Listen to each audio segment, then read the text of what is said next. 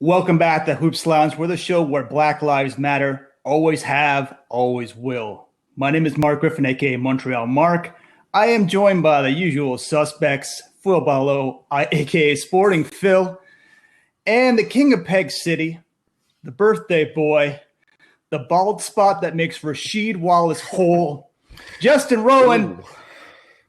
Sheed, I'll take a Sheed shout out. I don't know about the bald spot. The hair's doing okay right now. Still, I'm not that old yet. Well, but you are our sheet spot. All I can say that special little something. It's nice to have you working on your birthday. We appreciate that. So let's talk super teams. Of course, we're all still shocked. Kevin Durant's wearing the gold and blue. Adam Silver, I'll quote this for you guys. There's this notion that two super teams is huge for TV attraction. I don't think it's good for the league, just to be perfectly clear. Justin, what do you think about? I mean, you've got a Cavs jersey on right now. What do you think? There's 28 other teams out there. How do you think the league feels about this? Well, if I had to think of how I would feel about it if the Cavs didn't win a title, I'd be probably a little dejected. I think there's a lot of teams when you look around the league. If you're Milwaukee, Minnesota, teams like that, I don't think it would have a huge impact on kind of how I view this season because you care about that internal growth. You care about the journey of making it to the playoffs and get to the other levels. Where it gets tough is teams like San Antonio, Toronto, teams that are looking to win now. I think it is a little tough. I think overall, while it isn't the best thing for the game of basketball, I think these super teams have always drawn the most attention. You look at the Jordan Bulls that were clearly better than anybody else. You had Michael, who's the best player in the league, Scotty, who's a top 3 player at that time. You had other Hall of Famers there. Like, they were just absolutely stacked. That drew attention. You look at the Miami Heat, and everyone said about how much that team getting together is going to hurt the league. It drew attention, and in the last 6 years, we've had 5 different champions. Mm-hmm. So everyone wants to assume longevity. Everyone wants to say, oh, this is who's going to win for the next 10 years. You still have to put 5 guys on the court. You can still only score 3, potentially 4 points on every possession. So, I don't think it's a done deal. I think it's good for the league. I think people want to see them lose. It's good to have a villain. I tend to agree with Mark Cuban. Mm-hmm. Phil, going back, actually, I'll jump to Mark Cuban since you brought it up. Mark Cuban said after this came out, a league in which every team is. Okay, sorry, this is going back to Adam Silver.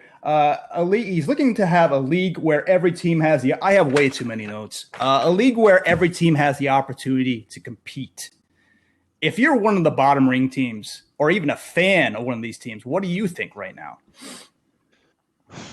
I think it's tough, right? Because if you're looking at, like, say, the NFL, where teams actually do theoretically have a chance to compete, there's something how they work their cap, work their contract situations that makes a little bit more of a competitive environment.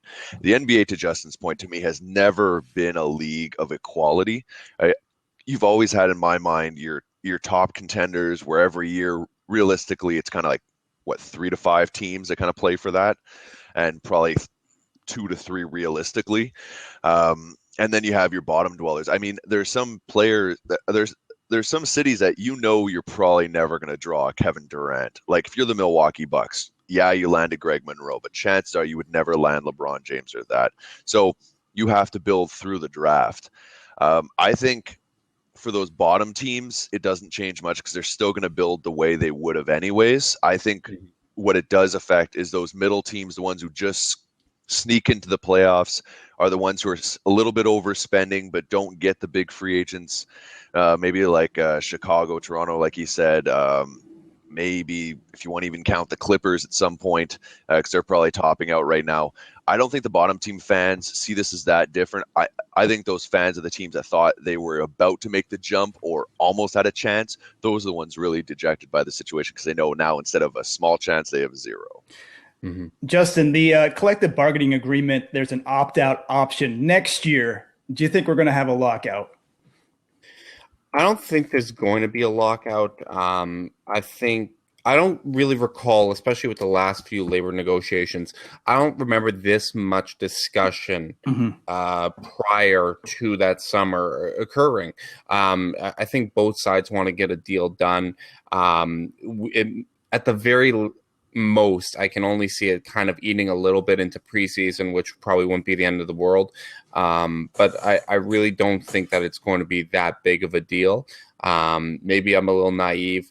Obviously, the Durant situation might change how a lot of people approach the labor negotiation. But overall, I don't think that the league's heading towards a lockout. It isn't the NHL. It understands how important getting those games out there is. I think even though Adam Silver, I think he needs to publicly say that the super teams and stuff like that aren't good for the league. But I think he understands how much attention that it draws, how much more interest is going to be in the NBA from the casual fan who doesn't really care about parity. They want to see excellence. They want to see these teams go out there, and then they want to see those teams fail. They want to see people beat them. So I think he understands that, but he has to put on that public face for the league for the sake of the other owners, which it's his responsibility to manage those relationships. Yeah, it's a very difficult job managing 30 different billionaires. It's something I really would never want to do with my life.